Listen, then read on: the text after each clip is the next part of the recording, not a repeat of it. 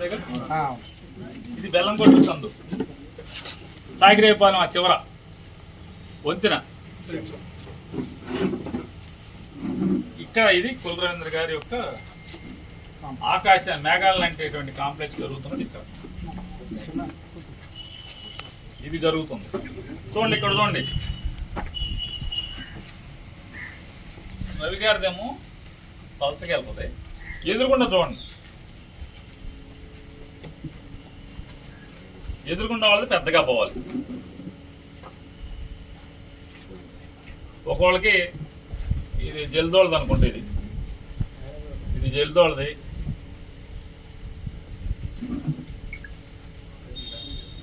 ఇది జల్దోళది. ఇది చూడండి, ఇక్కడ కూడా భారీగా, ఇక్కడ మళ్ళీ వాళ్ళ దగ్గర పలసగా వెళ్ళాలి, ఇక్కడేమో పెద్దగా వెళ్ళాలి. ఇక్కడ చూడండి, ఇటు చూడండి, ఆయన దగ్గర ఏమో సన్నగా ఉంటుంది. ఇక్కడ దాకా అయింది కులరవి గారిది, ఇక్కడ వరకు సన్నగానే ఉంటుంది. ఇక్కడి నుంచి లావు పెరిగిపోతుంది. సామాస్ వాళ్ళు కొట్టుకొచ్చేప్పటికి, ఇది సామాస్ కాంప్లెక్స్, ఇదంతా సామాస్ దగ్గర లావు అయిపోతుంది. ఎందుకు? రోడ్డు వంకర తిరగకూడదంట ఆయనకి. ఆ కాంప్లెక్స్ చూస్తాకొస్తే సరాసరి తాతారావు గారు కట్టుకొని ఉంచుంటే మొత్తం సాగిరేపాలెం వంతెన స్ట్రైట్ కనపడాలి, వంకలు గింకలు బిల్డింగ్లు కనపడకూడదు. ఇది మున్సిపాలిటీలో ప్లాన్. ఇది నేనేం గీలా, మున్సిపాలిటీ వాళ్ళు నోటిఫై చేసినటువంటి ప్లాన్ ఇది. చూడండి ఎంత పచ్చి దగానం. ఒక్కోడికి 200 గజాలు పోతుంది. ఇక్కడ కులరవి గారికి ఏమో ఆయన భార్య పేరు మీద, అత్తగారి పేరు మీద ఏమో 60 గజాలను, ఆయన పేరు మీద ఉన్నది. ఈ సొంతలోకి ఉన్నది ఏది, జల్లూరు వాళ్ళ దగ్గర లాగేసిన దాంట్లోది ఒక 50 చిల్లర గజాలు, ఎంత అంటే 100 చిల్లర గజాలు ఆయనది. మిగతాదంతా ఒకడికి 200 గజాలు 300 గజాలు పోతుంది. సామాస్ వాళ్ళకి 150 గజాలు ఎంత పోతుంది.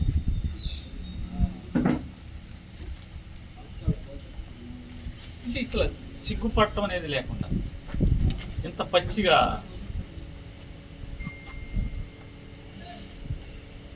ఖచ్చితంగా ఈ అన్యాయాన్ని, ఈ తప్పుని, ఈ నిర్లజ్జగా చేసేటువంటి ఈ దుర్మార్గాన్ని ప్రజలు ఎదిరిస్తామని చెప్తున్నారు. ఖచ్చితంగా ప్రజల పక్షాన గట్టిగా ఈ ప్రభుత్వం మీద ఒత్తిడి చేస్తాం. నారా చంద్రబాబు నాయుడు గారికి పిటిషన్లు పెడతాం. ఈ కొల్లు రవీంద్ర చేస్తున్నటువంటి ఈ పాపం, ఈ దగ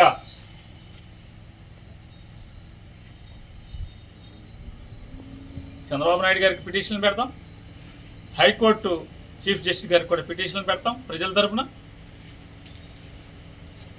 కాదు కూడదని అధికారం మదంతో, ఎందుకంటే విపరీతంగా పోలీసుల్ని అడ్డగోలుగా వాడుకుంటున్నారు బందర్లో.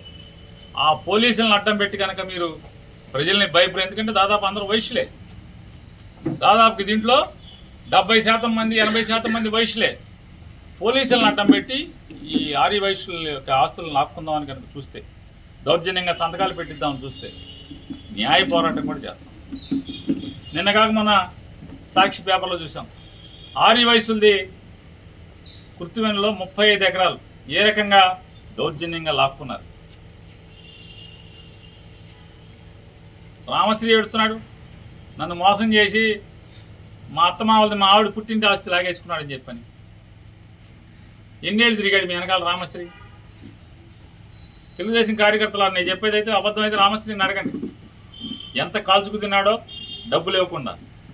అదొక్కటే కాదు, పాతరావణపేటలో బాలాతో వాళ్ళ అమ్మగారితో దొంగ కాగితాలు పుట్టించి, ఆస్తి మీద ఆస్తి దొంగ కాగితాలు పుట్టించి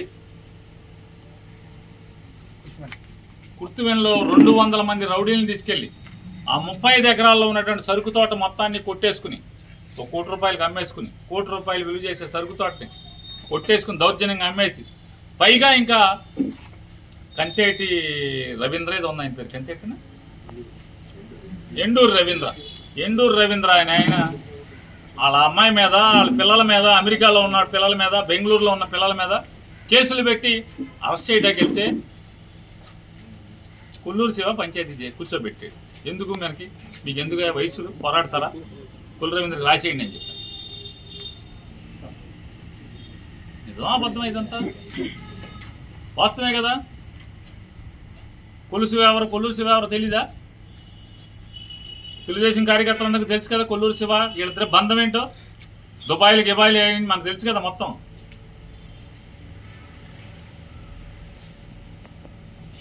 ఎండూరు రవీంద్ర గారు బతికే ఉన్నాడు. ఎంత దుర్మార్గం అది. చివరికి వాళ్ళ కూతురుని కేసులో పెట్టి, కొడుకునికి అమెరికాలో ఉన్న పిల్లల్ని కేసులో పెట్టి 307లో కృత్యవేణి పోలీస్ స్టేషన్లో తప్పుడు కేసు పెట్టి, ఖచ్చితంగా అధికారులు కూడా హెచ్చరిక చేస్తున్నాం.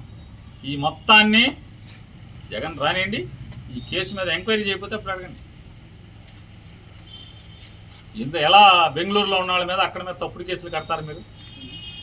ఆస్తి దౌర్జన్యంగా నరుక్కుంటే ఎందుకు మంత్రికి పోలీసు కొమ్ము కాస్తారు? ఆస్తి వాళ్ళదా, ఎండూరు వాళ్ళది ఆస్తి, పచ్చి పాపం కదా. మా ఇంటి వెనకాల పవనం, ఎవరా పవనం? తెలుగుదేశం కార్యకర్తలు మీకు తెలుసు కదా. కొల్లూరు రవీంద్ర అంటే పవన్ అనేవాడు మీకు పొద్దున్నే ఎక్కడ తగిలితే, సాయంత్రం ఎక్కడ తగిలితే అక్కడ కొల్లూరు రవీంద్ర రాస్తున్నట్టే. మీకు మా ఇంటి వెనకాల పవన్ అనే అతను ఎక్కడ ఆ రోజు బండి వేసుకుని వెళ్ళి ఎక్కడి నుంచి ఉంటే అక్కడల్లా అతను చూడటానికి వెళ్ళాడంటే కొల్లూరు రవీంద్ర రాసి కొనుక్కున్నాడని అర్థం. దాని కాపలా కట్టాక వెళ్తూ ఉంటాడు.